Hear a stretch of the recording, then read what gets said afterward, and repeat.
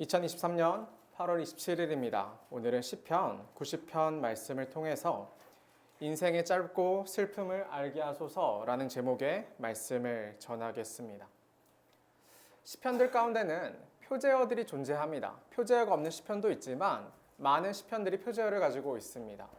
수많은 시편이죠. 시편이 총 150편으로 이루어졌으니까 나중에 수많은 이 시들을 편집한 편집자가 시들을 분류하면서 어떠한 시인지, 시가 어떠한 배경 가운데 쓰였는지를 알기 위해 쓴 게 바로 표제어입니다. 그러니까 표제어라는 것은 비록 이 당시에 시를 쓴 시인이 그 당시의 시인이 붙이지는 않았겠으나 그러나 나중에 이 시를 어떻게 이해해야 되는지에 대한 단서를 제공해 준 중요한 부분입니다. 시편 90편은 모세가 썼다고 여겨지는 유일한 시편입니다. 그래서 붙은 표제어가 하나님의 사람, 모세의 기도 이렇게 되어 있습니다. 시는 다분히 함축적이며 때로는 많은 것을 생략합니다. 그러니까 우리는 이 표제어라는 배경 가운데 이 시인이 어떠한 감상과 어떠한 생각을 가지고 이 시를 쓰고 있을까를 우리는 추측해 보아야 하는 것입니다. 모세의 평생 중에 가장 중요한 기간은 아무래도 광야 가운데 이스라엘 백성들을 이끌었던 40년입니다. 광야에서 불순종하고 하나님을 경외하지 않으려 했던 백성들이 40년이라는 세월 동안을 모세의 인도에 따라서 광야를 헤매게 되는데 오늘은 그 감상을 기억하면서 이 시편을 묵상할 것입니다. 광야의 40년이에요. 여호와 하나님을 신뢰하지 않았던 백성들의 아무런 소망과 꿈도 없었을 그 광야에서의 기간을 떠올리며 이 모세의 시를 따라가 보겠습니다. 오늘 시편은 모두 4개의 연으로 구분될 수 있습니다. 먼저는 1절과 2절, 그 다음은 3절과 6절, 그 다음 7절부터 12절, 마지막 4연은 13절부터 17절까지입니다. 1절과 2절에 나타난 1연은 여호와 하나님이 인생의 보금자리가 되신다는 그 고백으로 시작하게 될 것이고 3절부터 6절은 그러나 여호와 하나님을 그 보금자리를 떠난 인간이 그 인생이 얼마나 티끌과 같이 초라한가에 관해서 고백하게 될 것입니다. 세 번째 연인 7절부터 12절은 절정에 해당하는데 하나님의 진노가 사람을 향하게 되었을 때에 사람은 얼마나 무력하며 그 사람이 하나님 앞에 무엇을 간구해야 되는지가 세 번째 연에 나타나 있고 마지막 연에서는 하나님을 향한 모세의 중보적인 기도가 드러나 있습니다. 이 4가지 연을 천천히 순서대로 살피면서 오늘 시편을 같이 묵상하겠습니다. 첫 번째입니다. 1연입니다. 1절과 2절인데 여호와 하나님만이 영원한 하나님 백성 이스라엘의 보금자리가 되신다는 고백입니다. 하나님은 세상을 창조하신 창조주이십니다. 첫 성경인 창세기의 시작에 이 창조가 드러나 있는데 우리는 6일 동안 창조되었다고 믿지요. 6일 동안 차례차례 순서에 맞추어서 창조가 되는데 다분히 의도적인 창조의 순서를 갖고 있습니다. 인간을 위한 창조이기 때문입니다. 처음에 빛을 만드신 것부터 시작하여 제일 마지막에 그 모든 것이 갖춰진 이후에 인간이 창조되는 것을 통하여 여호와 하나님이 사람을 얼마나 존귀하게 만드셨는지가 드러납니다. 사람은 다른 피조물들과 달리 하나님의 형상을 따라 지음받았다고 기록되어 있으며 그 사람에게 하신 명령은 무엇이었냐면 땅을 정복하고 세계를 다스리라 라는 명령이었습니다. 사람은 하나님의 형상답게 이 세상의 많은 것을 누리며 기쁨 가운데 살아가게 되었고 하나님을 대리하여 이 땅 가운데 통치를 행하는 그와 같은 부왕의 역할을 취하게 되었습니다. 이것이 창세기의 시작입니다. 사람이 얼마나 특별한 존재인지 하나님께서 그 사람을 얼마나 특별하게 계획하셨는지가 나타나는 그러한 본문이죠. 하나님은 사람을 지으시고 보시기에 심히 좋았더라 그렇게 평가하셨습니다. 창세기를 진지하게 읽은 신자라면 이 천지창조의 순간을 묵상하면서 여호와 하나님께 사람을 향한 기대가 얼마나 크신지를 볼 것입니다. 사람이 무엇이길래 땅을 정복하라 명령하시고 그 세상을 다스리라는 그러한 권한을 주신다는 말입니까? 모세는 바로 이 창조의 때를 떠올리고 있는 것이죠. 산이 생기기 전에 땅과 세계도 주께서 아직 조성하기 전에 영원부터 영원까지 하나님은 오직 하나님이신데 오직 주만이 유일한 신이 여호와밖에 없다는 고백을 해내죠. 그게 굉장히 중요한 고백이에요. 세상에 굉장히 많은 신들이 있습니다. 사람들은 많은 신들을 용인해요. 왜 그러냐면 많은 신들이 존재하는 까닭은 그만큼 많은 욕망들이 있기 때문입니다.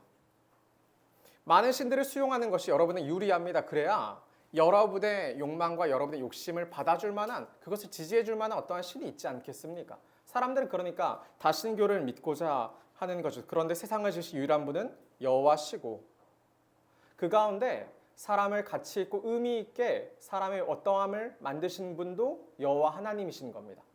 사람이 사람을 정의하지 못하는데, 사람이 사람을 가치 있다고 말하기 어려운데, 그러는 중에 하나님께서 사람을 만드셨고 그 사람의 가치를 부여하시는 겁니다. 최근에 기사를 하나 읽었는데 이웃이 신고를 했다고 해요. 어떠한 딸아이가 있었는데 이웃집 딸아이가 있었나 봐요. 그런데 이제 머리에 이가 가득하게 된 거죠. 온몸에 이가 가득하게 되는 거예요. 그런데 그 부모가 아이의 이를 잡는 걸 반대하는 거죠. 왜냐하면 부모는 비건이었거든요.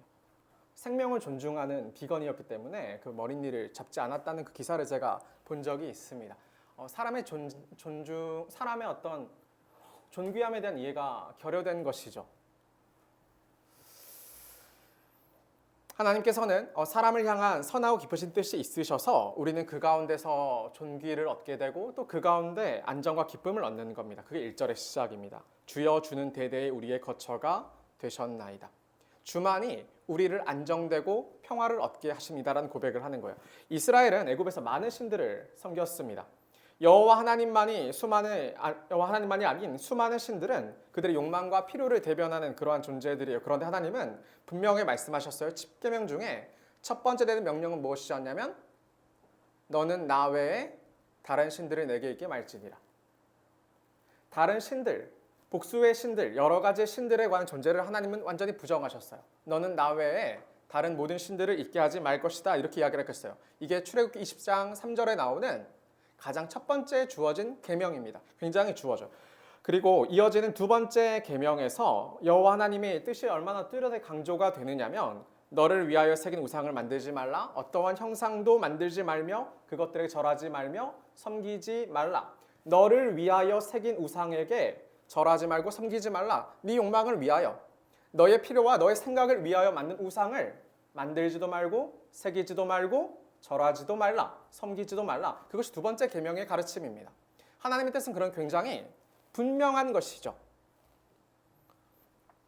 수많은 신들을 숭배하고 숭상했던 애굽에서 하나님은 자기 욕망과 필요에 따라서 그것들이 자기를 위할 줄만 알고 그것들을 섬겨오던 하나님의 백성, 자기의 백성을 너는 나 외에는 다른 신들을 내게 두지 말라고 말씀하시면서 자기 백성들을 애굽으로부터 이끌어내시는 겁니다. 하나님 분명히 목적이 가지고 이렇게 이야기를 하시는 거죠. 다른 신들을 섬기는 문화에서 이스라엘을 분리시키려는 그와 같은 목적을 갖고 계시는 겁니다. 그래서 교회는 세상과 다른 관점을 가르칩니다. 교회의 문화는 세상과 달라서 여호와만을 경외하라고 가르칩니다. 신자의 가정도 마찬가지가 되어야 되는 것이죠. 신자의 가정은 다른 세상과 달라서 여호와만을 경외한다고 가르칩니다. 왜냐하면 여호와 하나님만이 유일한 거처가 되시기 때문입니다. 여호와 하나님만이 유일한 우리의 보금자리가 되시기 때문입니다. 여호와 하나님만이 인생의 유일한 평안과 안정을 주시고 여호와 하나님만이 인생의 유일한 답이 되시고 가치와 존귀를 주시는 분이시기 때문입니다. 그것이 우리 모두의 고백이 되는 것이죠. 그런데 참 많은 경우에 사람들은 우상을 만들어 우상을 섬깁니다. 교회가 그래요?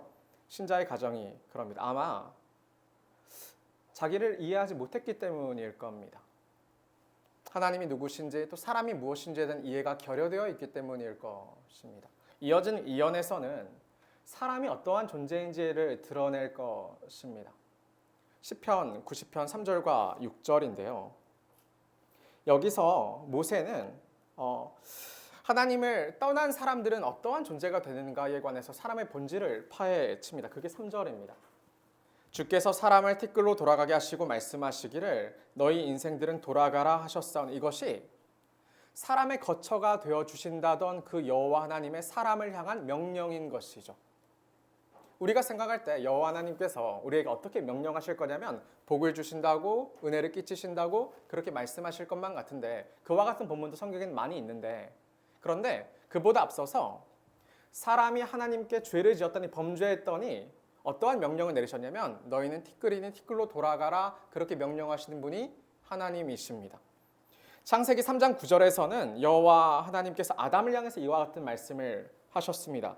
네가 흙에서 나왔으므로 흙을 일구어서 생명을 유지해야 될 것과 그렇게 땀을 흘려야 될 것과 마지막 날에는 너는 흙이니 흙으로 돌아갈지니라 그렇게 명령하신 분이 하나님이신 것이죠.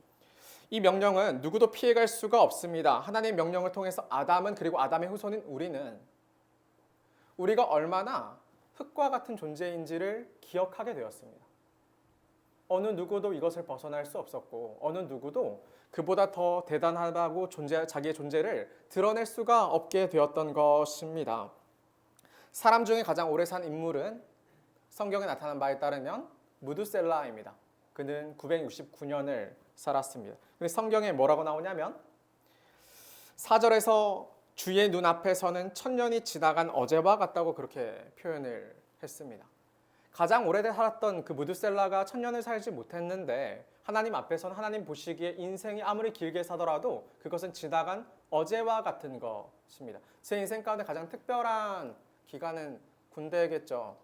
군 생활할 때는 길었거든요. 길었는데 어느새 지금 보면은 다 지나간 어제와 같지 않습니까?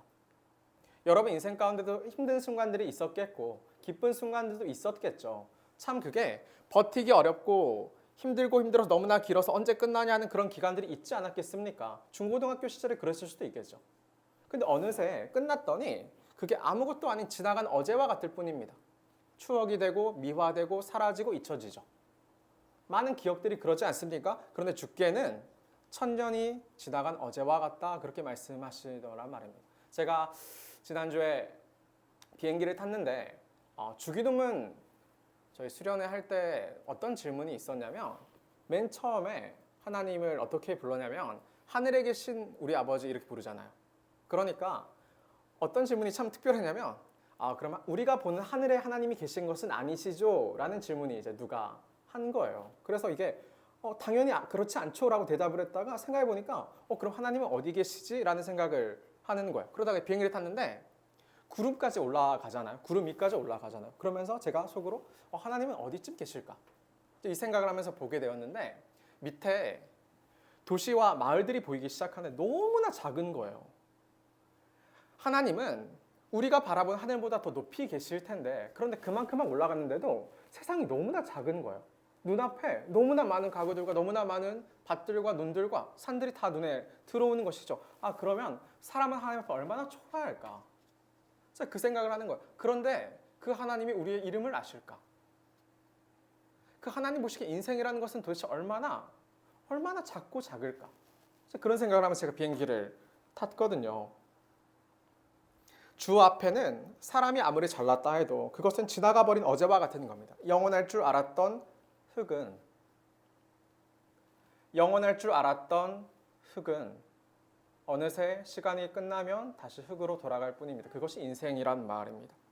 시인은 이것을 표현하기 위해 더욱더 처절한 단어를 사용합니다. 창세기 3장 9절에서는 너는 흙이니 흙으로 돌아갈지니라 이렇게 이야기했지만 오늘 말씀에서 시인은 그보다 더 작은 것을 이야기하고 싶었던 거예요. 그러니까 뭐라고 말하냐면 티끌이라고 이야기를 하는 겁니다.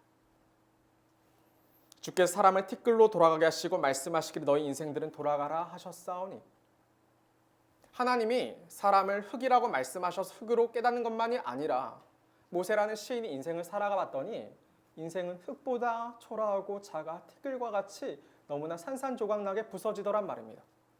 그게 인생을 대하는 모세라는 시인의 후회였어요. 대단할 줄 알았는데 인생이 여호와 하나님을 떠났더니 아무것도 아니라는 고백을 그렇게 해내는 거예요. 먼지와 같다, 티끌과 같다. 인생이란 게 그렇더라. 젊은 시절의 모세는 대단하고 강대한 인물입니다. 그는 애굽의 왕자였고 자기 백성인 이스라엘을 구원하는 꿈과 야망을 지녔던 그런 인물입니다. 근데 지금 시편을 기록하는 모세는 80살이 한참 넘어버린 이제 늙은 모세인 것이죠. 근데 젊을 때의 모세는 얼마나 의기양양했냐면 40살의 모세는 자기 동족을 괴롭히던 애굽 사람들을 쳐서 죽입니다. 그러면 자기 동족들이 자기한테 호응해서 이스라엘 사람들이 호응해서 어떠한 쿠데타를 일으키거나 어떠한 혁명을 일으킬 수 있을 것만 같았던 거죠. 그런데 그런 일이 벌어집니까? 그렇지 않아요. 아무도 모세를 인정해주지 않아요. 모세가 가진 젊음이나 힘은 아무것도 아닌 겁니다. 나중에 모세가 40살의 모세가 그와 같은 일을 벌인 다음에 도망자의 신세가 되거든요. 그러다가 또다시 40년이 흘러요. 80살의 모세에게 하나님이 찾아가시고 그에게 사명을 주시죠. 이스라엘 백성들을 이끌어낼 사명을 주시는데 그때 모세가 뭐라고 대답을 했냐면 그토록 자기 백성을 구할 수 있을 거란 자신감을 찾던 모세가 내가 누구에게 바로에게 가며 이스라엘 자손을 애굽에서 인도하여 내리까? 제가 누구이기에? 저처럼 초라하고 작은 인생이, 저처럼 늙어버린 노인이, 저처럼 무능하고 무력한 인간이 제가 무엇이기에 바로에게 가겠습니까? 어떻게 하나님의 음성 앞에 순종한다 말할 수 있겠습니까? 그렇게 대답하고 맙니다. 그게 모세의 반응이었어요. 모세는 내가 누구이기에 이렇게 고백하면서 어느 사람이 티끌뿐임을 고백하게 되는 것이죠.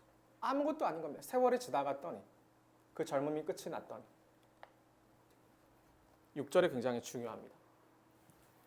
푸른 아침에 꽃이 피어 자라다가 저녁에는 시들어 마르나이다. 성경에 굉장히 많이 나타난 표현이죠.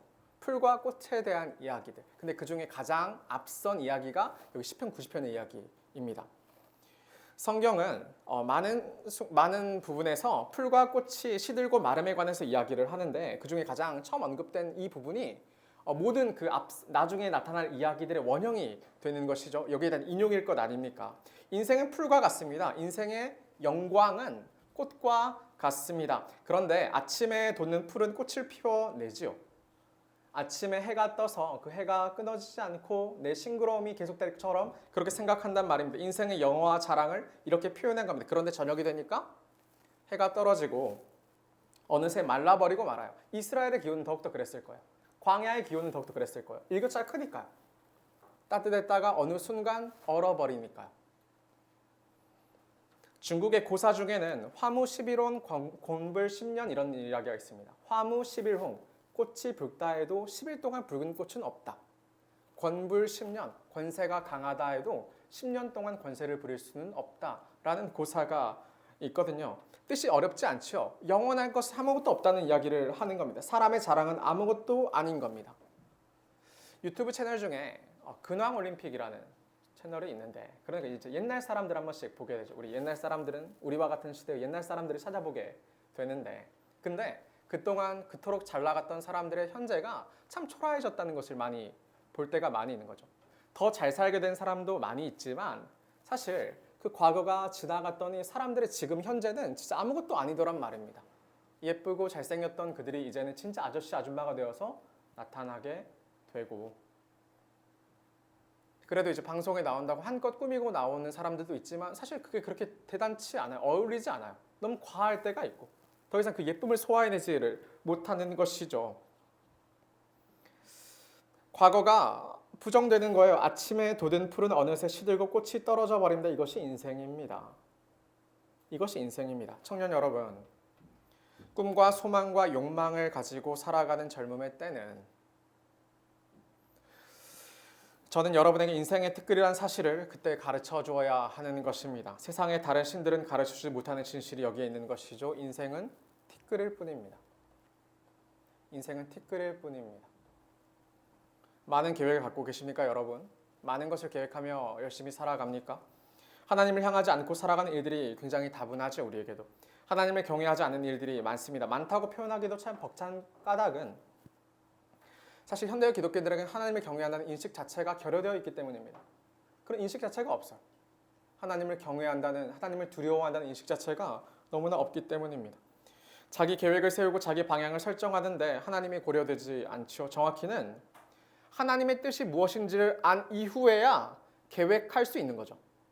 하나님의 뜻과 나를 향한 하나님께서 가지고 계신 방향이 무엇인지를 안 이후에야 내 인생을 설계할 수가 있는 겁니다. 그게 먼저가 돼야 되는 것이죠. 그런데 그것이 없는 거. 6절을 기억하십시오. 여러분, 풀은 하나님 없이 여러분이 정말 내가 얼마나 싱그러운지, 내가 얼마나 아름다운지, 내가 얼마나 싱싱한지 그것을 나타낼 수 있는 그 풀은 아침에 돋지만 저녁이 되면 시들고 말라버립니다. 그것이 인생입니다. 그것이 인생이에요. 여러분이 자랑하는 젊음도 아름다움도 힘도 능력도 꿈도 어느새 아무것도 아닌 것이 됩니다. 여호와 하나님을 떠난 인생은 그저 티끌일 뿐입니다. 이게 모세의 시인 거예요. 그러니까 얼마나 3절부터 6절이라는 얼마 되지 않은 절을 가지고 모세는 인생을 깊이 있게 통찰해 나가고 있습니까? 근데 문제는 무엇이냐면 자기 백성 이스라엘은 그렇지가 않았던 것이죠. 세 번째 연으로 이어집니다. 그런데 사람이 자기가 티끌이라는 사실을 계속해서 잊고 하나님을 떠나가는 것이 또 인생의 주된 모습이기도 한 것이죠. 가나안 땅에 바로 들어가지 못하고 40년이라는 기간 동안을 방황해야 했던 이스라엘 백성들의 불순종처럼요. 하나님의 진노가 사람을 향하게 될 텐데 그러면 사람은 무엇을 해야 될 수 있냐면 세 번째 연이 이것을 가르쳐 줍니다. 앞선 2연에서도 스치듯이 언급이 되는데 하나님은 인생에 관하여 벌을 내리시는 것 같습니다. 첫 번째로는 티끌로 돌아가라는 그 명령이 그렇고 홍수로 쓸어가셨다는 표현에서도 이것을 볼 수가 있습니다. 그런데 3년에 이르러서는 훨씬 더 직접적으로 여호와 하나님의 진노가 언급이 됩니다. 사람은 하나님이 분노하시면 할 수 있는 것이 무엇이냐면 하나님의 분노에 소멸될 뿐이고 하나님이 노를 바라시면 사람이 할 수 있는 것은 무엇이냐면 놀라는 것밖에 없는 것이죠. 사실 사람은. 그게 하나님과 사람의 격차인 겁니다.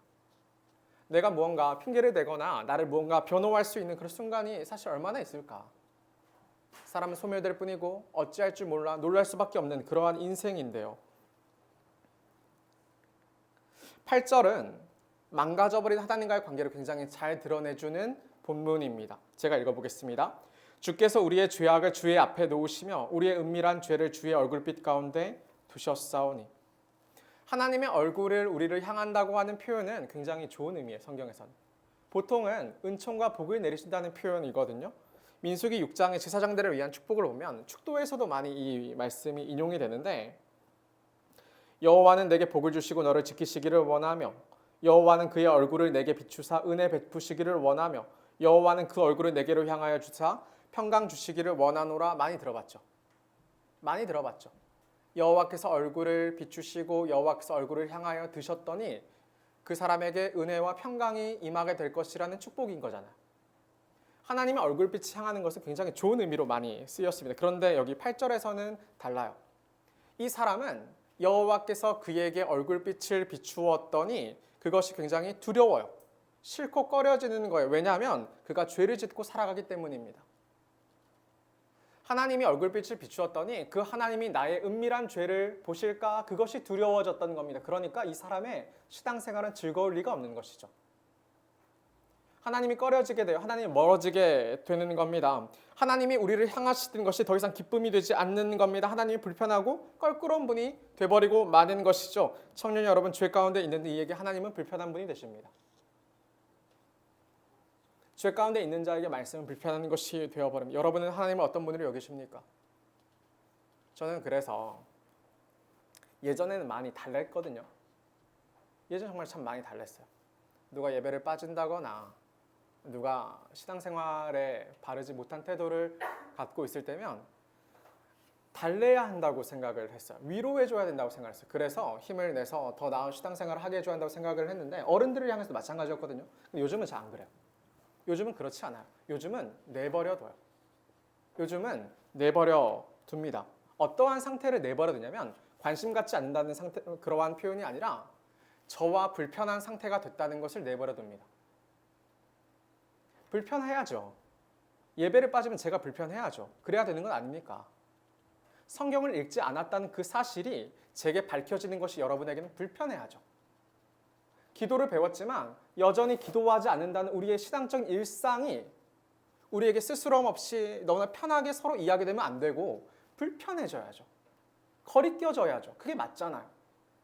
그런데 그렇지 않다 보니까 이제 교회에서의 모든 신앙생활이라는 게 다 꼬여버리고 마는 것 같아요. 다 웃으면서 이번에 큐티 안 한 사람 나 너도 안 했냐 그리고 넘어가고 이번에 기도 안 한 사람 이번에 기도 30분씩 하기로 했는데 5분도 하지 않는 것이 우리의 현실이 되고 그런데 그래도 괜찮은 것이 돼버리고 불편하지가 않는 거예요. 불편해야 잠을 안 자고서 성경 읽고 오고 잠을 안 자고서라도 기도하고 오고 어떻게든 주변 사람 연락해서 1+1이라고 했던 그 이야기를 노력이라도 해보고 오고 근데 불편하지 않는 거예요. 그런데 그러면 적당히 이제 관계를 저희가 같이 유지할 것 아닙니까? 그런데 어느 순간 하나님 없는 신앙생활이 돼요. 진짜 하나님은 불편하고 어려우니까 마주하지 않고 그냥 교회 나와서 앉아있다가 돌아가면 되는 거예요. 여러분이 정말 직접적으로 하나님을 만나고 싶어하는 그 마음이 없어지게 돼요. 그냥 있다가 그냥 설교 들었고 예배 드렸고 돌아가고 하나님이 사실 내 삶에 역사하는지 모르겠고 사실 하나님을 너무나 마주하는 것은 내게 큰 부담이고 어려움이고 그런데 지금 3년에 나타난 이스라엘 백성들의 모습이 그래요. 하나님이 가까이 하기를 바란다고 말하지만 사실은 하나님이 너무 가까이 오시면 내 죄를 드러내실까 봐 그것이 두려워서 하나님을 거절하는 상태. 그것이 여기 나타나는 모습이라는 말입니다.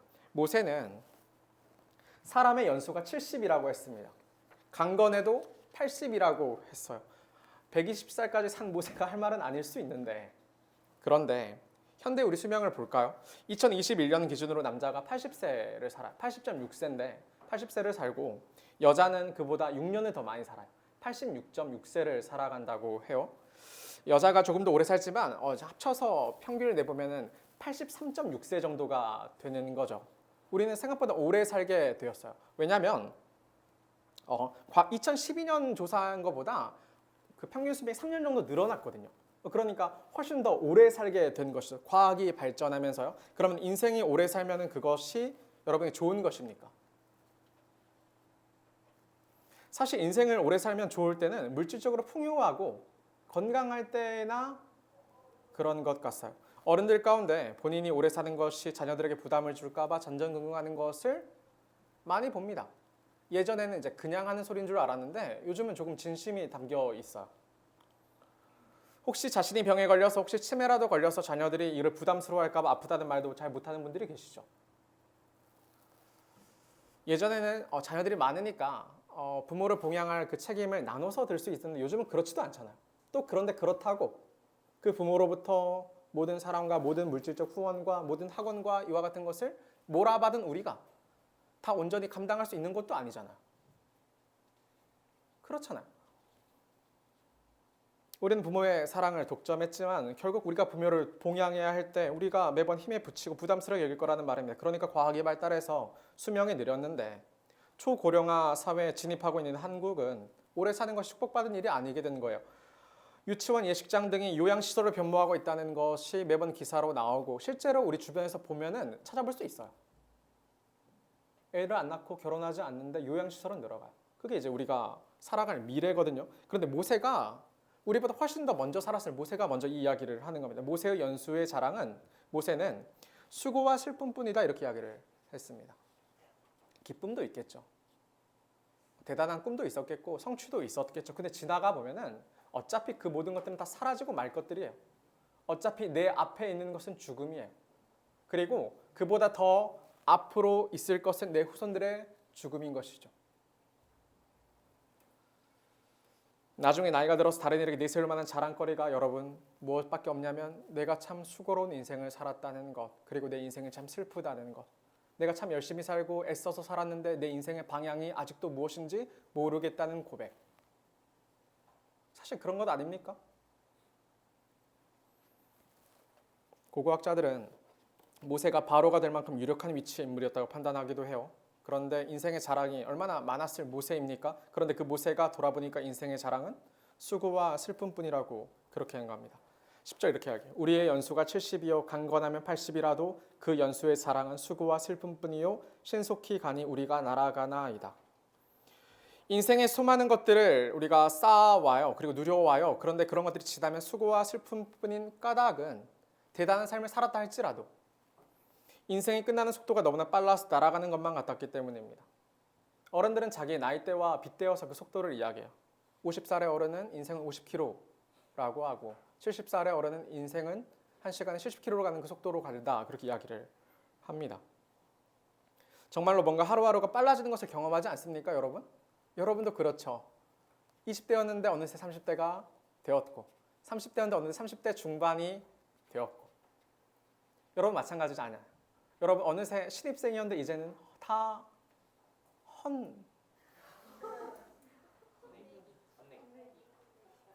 중고가 되잖아. 그런 거죠.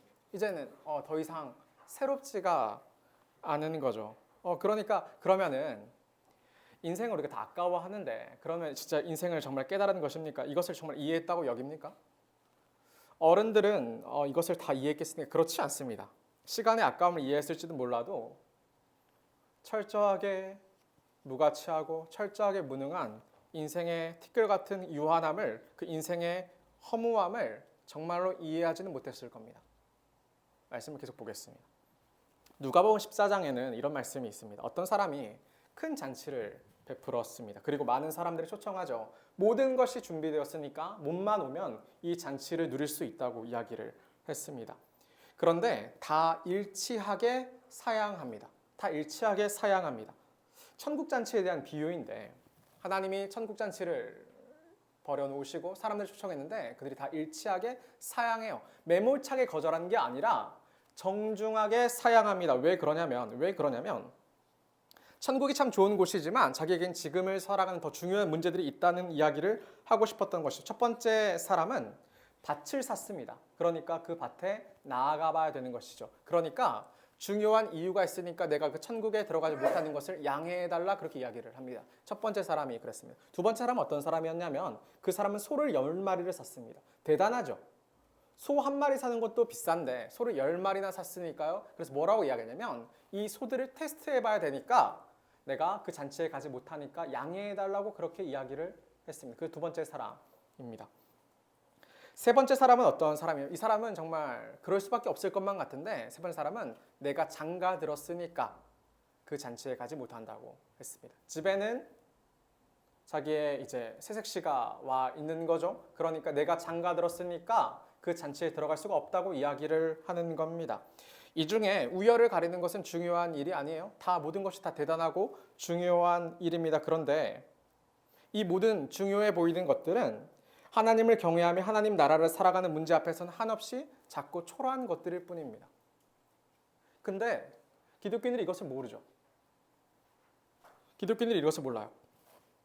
이들은 지금의 더 중요한 문제들만 해결되면 나중에 천국잔치에 자기가 참여할 수 있을 거라고 생각하지만 나중에도 또 천국은 미래일 겁니다. 하나님은 자비하시고 은혜로우시니 언제든지 여러분의 기회가 있어서 그때 나중에 늦게 미뤄도 괜찮다고 여기게 될 것입니다. 그러니까 매번 선택의 문제가 여러분에게 생기는 겁니다.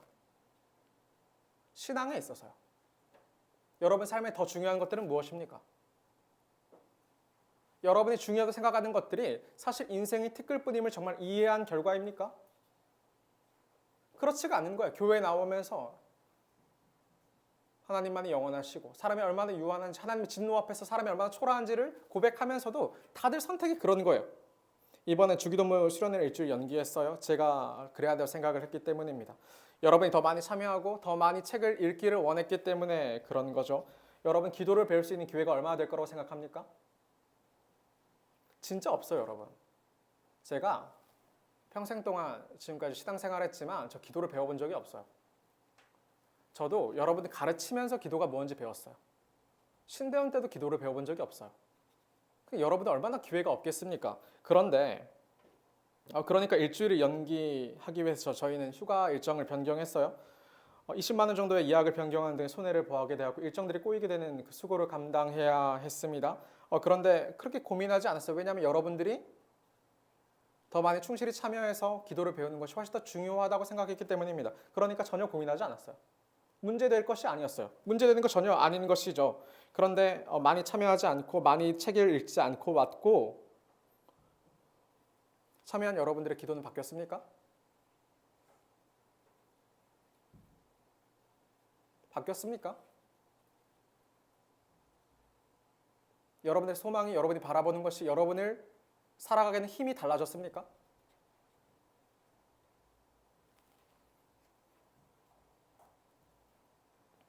기회가 주어지지 않는 것이 아니라 매번 기회를 놓치더란 말입니다. 셀라도 팬모임도 예배도 마찬가지예요. 여러분에게 오늘 베푸신 하나님의 기회 드리는 것이죠. 누가복음 말씀을 하나 더 보는 게 유익할 것 같아요. 누가복음 9장의 말씀을 보면 어떤 사람이 예수님께 이렇게 이야기를 했습니다. 어디로 가시든지 나는 따르겠습니다. 이런 고백을 하는 거예요. 얼마나 귀해요. 얼마나 그 사람이 대단한 믿음을 가진 사람입니까? 예수님이 자기 제자가 되라고 권유하셨을 때 그 사람이 그렇게 응답을 한 것이죠. 어디로 가시든지 나는 따르겠습니다. 이렇게 이야기를 했습니다. 예수님이 그런 사람이 어떻게 대답을 하셨냐면 예수께서 이르시되 여우도 굴이 있고 공중에 새도 집이 있으되 인자는 머리 둘 곳이 없도다 이렇게 말씀을 하셨어요. 처음엔 저 이 말씀 잘 이해를 못했어요. 이게 무슨 말인가? 그런데 나중에 이제 알게 되었는데 우리가 생각하는 그 미래는 없는 것이죠. 예수님을 따르면 더 많은 더 좋은 집을 얻게 되고 더 좋은 배우자를 얻게 되고 더 좋은 결과들을 얻게 될 거라는 그러한 생각들이 없는 것이죠. 예수께서 여우도 굴이 있고 여우도 그런 만족할 것이 있고 공중에 새도 집이 있는데 인자는 머리 둘 곳이 없다 말씀. 너무나 어려운 말씀이잖아요. 마음을 어렵게 하는 말씀이지 않습니까? 기껏 따른다고 했는데 이런 말씀을 하시니까 얼마나 마음이 어려워요. 그러면서 다른 사람에게 또 이제 예수님이 권면하시는 것이죠. 나를 따르라 권면하세요. 그러니까 이제 그 사람이 이렇게 이야기를 했습니다. 또 다른 사람에게 나를 따르라 하시니 그가 이르되 나로 먼저 가서 내 아버지를 장사하게 허락하옵소서. 미룰 수 없는 일이죠. 아버지가 돌아가셔서 장사하게 하겠다 이렇게 이야기를 했는데 그런데 뭐라 말씀하셨냐면 죽은 자들로 자기의 죽은 자들을 장사하게 하고 너는 가서 하나님의 나라를 전파하라 하시고 예수님의 대답은 너무 가혹하지 않습니까? 가혹하죠. 엄청나게 가혹한 말입니다. 그러면서 또 예수님은 다른 사람이 예수님을 따르겠다고 하니까 이제 그 이야기를 듣고 이렇게 답을 하셨습니다. 또 다른 사람이 이르되 주여 내가 주를 따르겠나이다마는 나로 먼저 내 가족을 작별하게 허락하소서. 이 인사만 하고 오겠습니다. 인사만 마치면 제가 주를 따르겠습니다. 예수님이 말씀하시는데 손에 쟁기를 잡고 뒤를 돌아보는 자는 하나님의 나라에 합당하지 아니하니라 하시니라. 이렇게 말씀을 하시더란 말입니다. 쟁기를 쥔 손은 앞으로 나가야 되는 거죠. 뒤가 없는 것입니다. 예수님은 우선순위의 문제를 앞세우셨습니다. 순종해야 될 때가 있는데 그런데 그때에 자기 욕망과 자기 생각과 자기의 욕심을 따라서 그것을 지체하는 것에 관하여 예수님은 분명하게 못을 박아내셨습니다. 우선순위에 관해서 사람들은 자기 좋을 대로 행합니다. 자기 기뻐하는 것을 선택합니다. 그것이 자기의 평안과 기쁨이 될 것이라 생각하니까 그렇게 생각하며 신앙생활을 해나가는 겁니다. 하나님을 의지하라 했더니 그 적용은 매번 일회성인 거예요. 이 문제는 하나님을 의지하겠습니다. 그런데 다음은 그렇지 않겠습니다. 마음을 찢어내라니까, 마음을 바꾸어야 된다니까 거기까지 적용이 나아가질 않는 거예요. 매번 일회성인 거예요. 단회적인 거예요. 그리고 잊혀져 버리는 거예요. 그럼 여러분, 그거 신앙이 되겠습니까?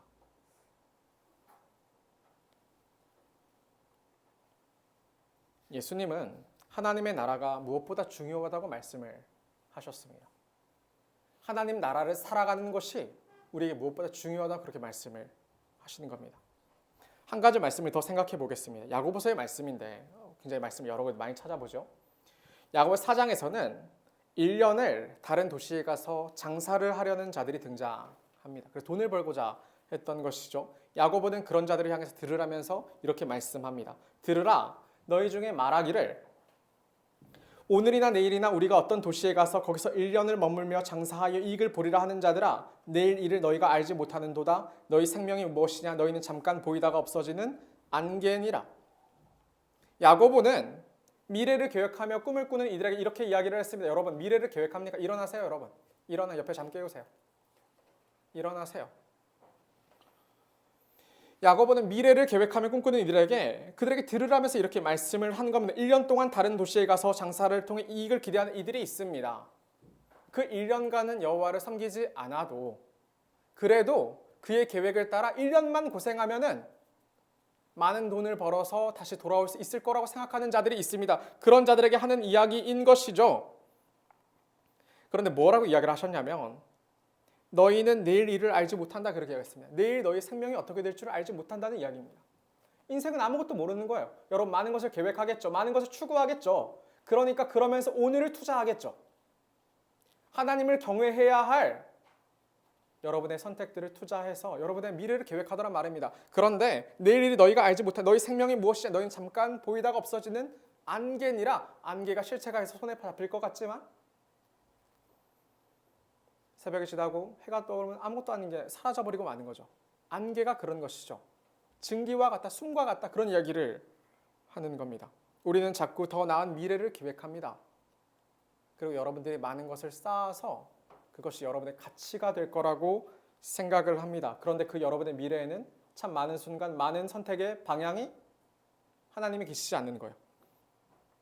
하나님 없는 여러분의 꿈과 소망을 말하게 되는 겁니다. 인생이 티끌 같은 것을 모르는 겁니다. 안다고 말하지만요. 결국에 정말로 아느냐는 무엇을 보고 판단을 하냐면 우리의 선택을 보고 판단하는 겁니다. 우리는 바르게 선택하고 있는가? 우리는 정말로 그러한가? 우리는 진짜로 그런가? 진짜로 정말로 철저하게 티끌뿐인 인생을 존귀하게 하시고 가치 있게 하시는 하나님을 붙잡으려 했는가?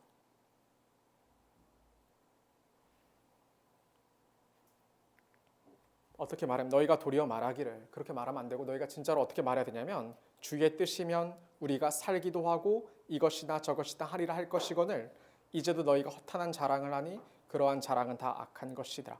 그러므로 사람이 선을 행할 줄 알고도 행하지 아니하면 죄니라.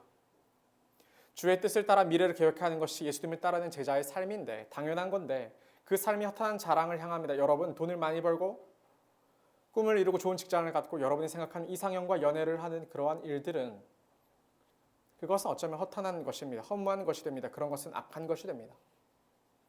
오랫동안 배웠지만 여전히 죄를 향하는 것은 그건 분명한 죄가 되는 겁니다. 분명한 죄가 되는 거예요. 그 선택들이 자연스러워 버리니까 그것은 죄가 되는 겁니다. 우리는 참 많은 것을 배웠습니다. 많은 기회 가운데 살아갑니다. 그러면 우리는 얼마나 많이 선택이 바뀌었습니까? 얼마나 많이 정말 치열하게 고민해 봤습니까? 정말로 우선순위가 바뀌었습니까? 많은 애들이 안다고 이야기하지만 인생이 허무하다는 것을 안다고 아는 것처럼 말하지만 사실 그들의 삶이 바뀌지 않는 것은 그들이 모른다는 것을 증명하는 것밖에 되지 않는 겁니다. 기도를 배웠으면 기도가 바뀌어야 되고 말씀을 배웠으면 여러분의 말씀이 여러분 삶에 적용이 되어야 되죠. 여러분 기도에 그 말씀이 묻어나야 되는 것 아닙니까? 찬양이 달라져야 하고 찬양 어떻게 부를지. 그게 옳은 겁니다. 그런데 우리는 또다시 우리의 입술의 고백은 우리의 삶의 증거는 우리가 헛된 것을 찾는 것이 되는 것이고 그것은 여러분 악한 것입니다. 악한 것입니다. 그래도 되는 것이 아닌 거죠. 그러다 보면 우리는 하나님의 얼굴을 매번 불편하게 여길 수밖에 없는 겁니다.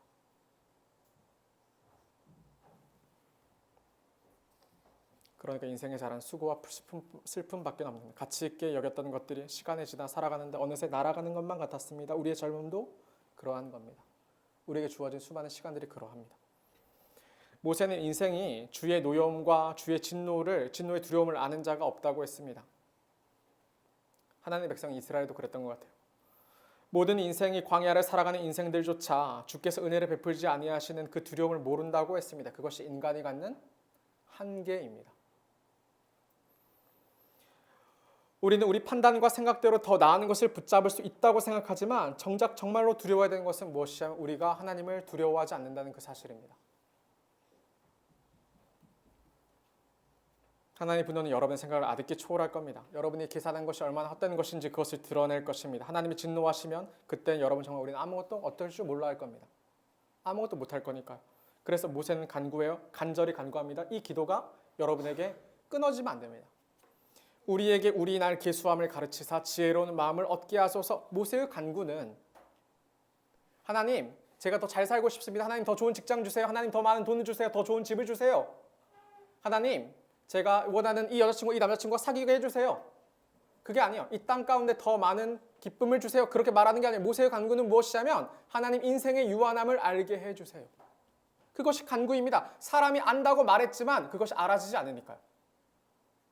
사람이 아는 척했지만 사람이 이걸 깨닫지 못하니까 매번 어리석은 선택을 해버리니까 이런 기도를 드리는 거예요. 하나님 인생의 나를 계수함을 알게 해달라. 간구하는 거예요.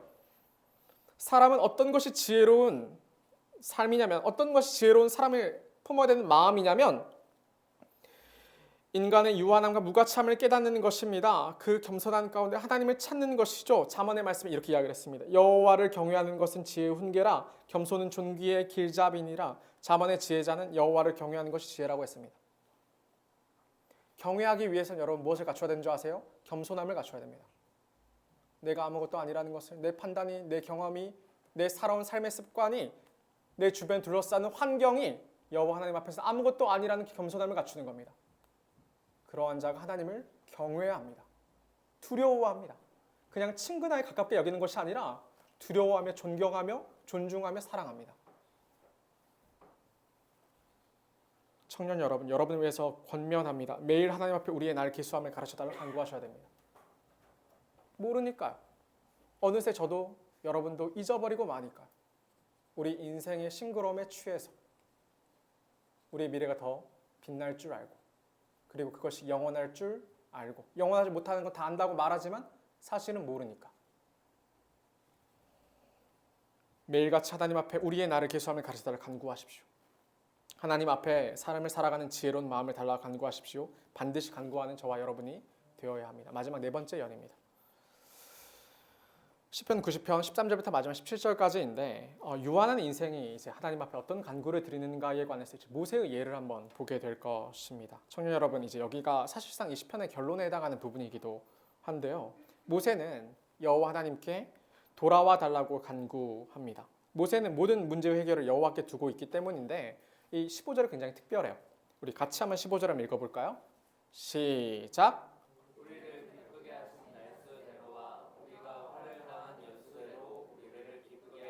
그렇죠. 우리를 괴롭게 하신 날수대로와 우리가 화를 당한 연수대로 우리를 기쁘게 하소서. 모세는 모든 괴로움과 모든 당한 화에 대한 책임을 여호와께 넘기고 있는 것입니까?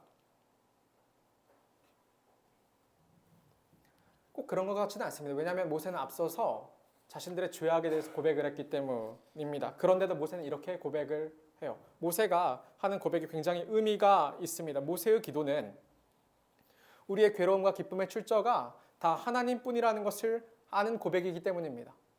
여러분, 삶이 망가져서 여러분이 괴로우는 게 아니에요. 여러분 삶에 하나님 함께하지 않으시니까 여러분 삶이 괴로운 겁니다. 그러니까 하나님 때문에 우리는 괴로운 것이죠. 여러분, 인생의 화라는 것이 여러분 삶이 많은 우환이 닥치면 얼마나 어렵습니까? 그런데도 하나님을 믿는 사람은 하나님께서 붙드는 인생은 소망을 유지할 수가 있는 거예요. 그런데 그렇지 않으면 인생에 당하는 화는 얼마나 무겁고 두려운 것입니까?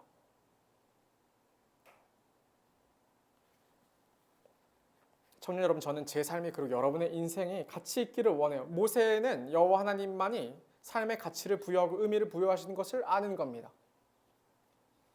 인생은 슬픔과 괴로움뿐인데, 그런데 그 인생을 기쁘게 하는 분이 하나님이시라는 것을 아는 겁니다. 아침에 주의 인자하심이 우리를 만족하게 하사 우리를 일생 동안 즐겁고 기쁘게 하소서. 앞선 아침이란 시간은 여러분 풀과 꽃이 싱그러운 시간입니다. 동시에 그런데 아침이란 시간은 어느새 밤이 되어 그 모든 것을 다 잃어버리는 그러한 시간입니다. 어느새 밤이 되니까요. 여러분 꿈이, 여러분 방향이, 여러분의 건강이, 여러분의 돈이, 여러분의 무엇이 허무함을 담보한 시간이기도 한 것이죠. 그런데 어차피 밤이 되면 사라질 뿐이니까. 그런데 14절에서 아침은 다릅니다. 14절의 아침은 어떤 아침이냐면 주의 인자하심이 베풀어진 그러한 인생의 시작인 거죠. 이제 인생은 다른 삶을 살아가는데 인생의 아침에 주의 인자하심이 베풀어지니까 인생이, 그 일생이 즐겁고 기쁨을 누리게 됩니다. 그 인생이 가치 있어집니다. 그 인생이 의미 있어지는 거예요. 그 인생이 답이 없는 게 아니라 답이 뚜렷해지는 겁니다. 인생은 그런 만족을 누리는 거예요. 헛되지 않는 거예요. 여러분, 많은 것을 주지 못해도, 여러분이 어릴 때부터 꾸었던 꿈을 이루지 못해도, 여러분이 계획했던 대로 삶을 살아가지 못해도 여호와께서 인자하신 여러분 삶을 베풀어 주시면 여러분 삶은 만족을 누리는 겁니다. 가치 있어지는 거예요. 의미 있어지는 겁니다. 주께서는 우리의 일생을 즐거운 기쁨을 허락하시는 거예요. 주를 의지하면, 그 인자하심을 의지하는 자에게 그렇게 베푸시는 겁니다. 모세가 이것을 위해 간구합니다. 청년 여러분, 우리의 꿈이 이루어지기를 간구하는 데서 벗어나십시오. 기도해야죠. 그런데 그보다 훨씬 더 여러분 바라는 것은 무엇이어야 되냐면 주의 인자하심이 내 삶에 베풀어지는 인생이 되는 겁니다. 정말로 중요합니다. 모세가 이것을 간구해요. 내 모든 삶이, 내 모든 선택이, 내 모든 순종이 여호와 안에 있기를 간구하는 겁니다. 여호와께서 내 보금자리가 되어주셔서, 거처가 되어주셔서 내 인생을 의미 있게 하여 주옵소서. 내 인생에 답이 있게 하여 주옵소서. 모세의 마지막 간구는 간절하고 분명합니다. 16절과 17절입니다. 주께서 행하신 일을 주의 종들에게 나타내시며 주의 영광을 그들의 자손에게 나타내소서. 주 우리 하나님의 은총을 우리에게 내리게 하사 우리의 손이 행한 일을 우리에게 견고하게 하소서. 우리의 손이 행한 일을 견고하게 하소서. 모세는 하나님께 일해달라고 간구합니다. 하나님이 일하셔야만 한다고 그렇게 고백했습니다. 하나님이 일하심이 나타나야 한다는 그 고백인 거죠. 제 삶에, 여러분의 삶에 하나님이 일해 주셔야 합니다. 내가 기껏 열심히 쌓은 것은 바벨탑일 뿐입니다. 하나님 없이 높아지고 존귀해지려는 것은 바벨탑일 뿐이에요. 하나님 홍수를 보내시면 아무것도 아닌 것이죠. 그러나 하나님이 일하시면 하나님께서 우리의 삶을 세우시는 겁니다. 가치 있게 하세요. 존귀하게 하세요. 의미 있게 하세요. 여러분 사랑받게 하시고 기쁨을 주세요. 그게 하나님의 일입니다. 우리 손이 행한 것들은 모래 위에 쌓은 성일 뿐이지만 반석이신 하나님 말씀 가운데 세운 우리의 인생은 우리의 손이 행한 것들은 견고한 것이 됩니다. 견고한 것이 돼요. 청년 여러분, 흔들리는 인생입니다. 다분히 흔들려요. 진짜로 많이 흔들려요. 사실 우리는 아무도 다 모르고 살아가는 것 아닙니까? 어떤 어른도 요즘은 우리의 인생을 쉽사리 충고하지 못하죠. 제가 이번에 여행 가서 케이블카를 탔는데 저희 앞에 있는 가정이 있는 거예요. 어떤 가정의 구성이었냐면 엄마가 있고 딸이 있어. 그리고 이 엄마의 엄마가 있는 거죠. 세 명이 있는 거예요. 저희랑 한 20분 타니까 이야기를 하면서 물어보는 거예요. 저희의 관계를 물어보는 거죠. 제가 물어볼 것 같아서 대답을 준비했는데 전 여친이요. 이렇게 답변을 했어. 그러면서 이제 지금은 결혼했어요라고 이어지려고 했는데 거기서 뭐라고 했냐면 바로 이별 여행 이렇게 말을 하더라고요. 그러니까 그 사춘기가 온 듯한 그 딸이 그때부터 관심을 갖고 고개를 들었어요. 그래서 인생이라는 것이 어느새 답이 이렇게 없어졌구나. 그렇게 하는 거죠. 그리고 이제 아빠가 같이 여행을 안 왔잖아요. 근데 아빠에 대해서 제가 못 물어보겠는 거예요. 어떻게 될지 모르니까. 어떠한 상황인지 모르니까. 인생이 뚜렷한 줄 알았는데 뚜렷하지 않구나. 어렵구나. 진짜로. 여러분 그런 대화 해봤어요? 이별 여행. 저 결혼 5년 차인데. 인생은 짧고 슬픈 겁니다. 그런 인생의 유일한 보금자리는 하나님만이 되십니다. 그러니까 청년 여러분, 철저히 인생이 티끌뿐임을 경험하고 기억하고 그것을 알게 해달라고 간구하고 그리고 하나님께서 여러분의 인생 가운데 일해달라고 열심히 붙드는 여러분이 되셔야 되는 겁니다. 말씀 정리하겠습니다. 사랑하는 청년 여러분, 하나님만이 우리의 보금자리가 되십니다. 우리는 참 많은 다른 것들을 의지하며 살아가는데 여호와만이 우리의 보금자리가 되십니다. 이것을 기억하십시오. 이것을 기억하십시오. 이것이 첫 번째 연애 이야기였습니다. 이것을 반드시 기억하십시오. 하나님만이 여러분의 평강과 안정이 되신 보금자리십니다. 두 번째로 기억해야 될 것은 사람이 티끌뿐이라는 진실입니다. 하나님은 범죄한 아담에게 너는 흙이니 흙으로 돌아갈지니라 이렇게 말씀하셨습니다. 시인은 부서지고 부서지는 더 처절한 후회를 담아서 흙보다 작은 티끌로 자기를 표현했습니다. 주께서 그렇게 명령하셨다고 인생에게. 하나님을 떠난 인생은 작고 작은 티끌일 뿐입니다. 인생은 싱그러운 풀처럼 보이고 꽃처럼 보이지만 어느새 시들고 마르며 떨어집니다. 인생은 태어날 때부터 죽음을 전제하는 것이죠. 그것마저도 사실 자기 수명을 다 채우고 죽는지도 모르는 것이죠. 인생은 참으로 헛되며 허무합니다. 청년 여러분, 많은 가치와 욕망을 쫓으실 여러분. 두 번째로 여러분 기억해야 될 것은 인생은 흙이며 티끌일 뿐이라는 사실입니다. 여러분의 젊음도 그 어떤 것도 어느새 다 사그라질 것이라는 사실, 이것을 기억하십시오. 세 번째 연에서는 주의 분노 앞에서 우리가 할 수 있는 것은 우리 날 기수함을 가르쳐달라는 간구라는 것입니다. 이것이 얼마나 중요한지요. 알 만큼 안다고 세상에 관해서 여러분 우리가 인생의 허무함에 관해서 안다고 이야기하지만 사실 아는 게 하나도 없는 거예요. 우리가 믿음을 이야기하고 믿음 생활을 이야기하지만 진짜 믿음대로 살아갈 수 있도록 간구해야 되는 것이 그냥 기도하는 거예요. 하나님 인생의 유한함을 알게 해 주십시오.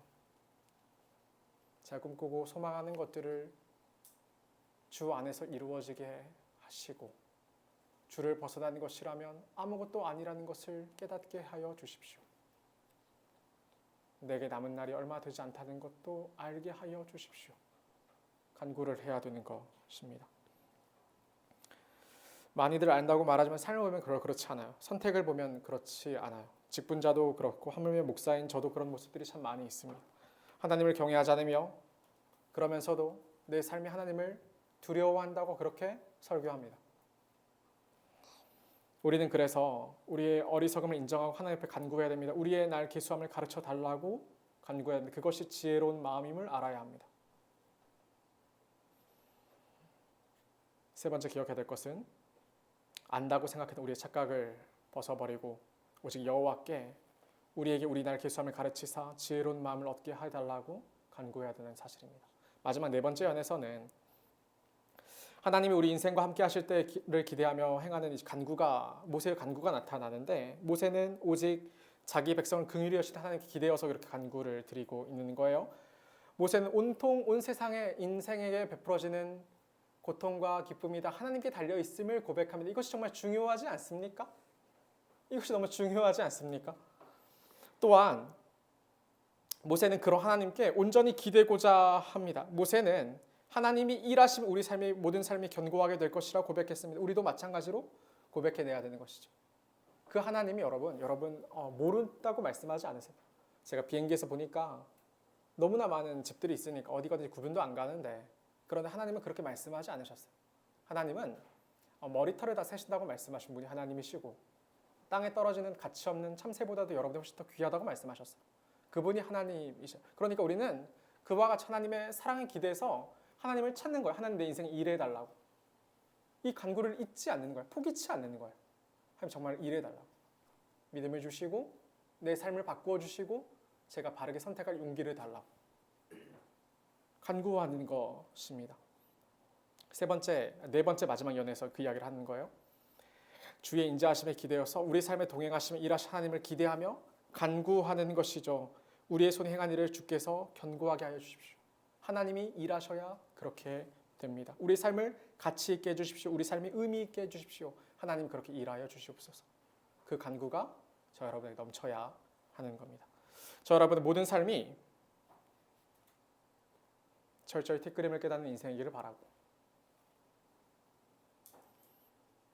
그런데 거기서 멈추지 않고 영원하시고 우리를 무한히 사랑하신 하나님으로 인해 가치 있고 기쁨 있는 놀라운 삶이 되기를 바랍니다. 저와 여러분 모든 삶이 그럴 수 있기를 간절히 소망합니다. 오늘 말씀을 놓고 같이 기도하겠습니다.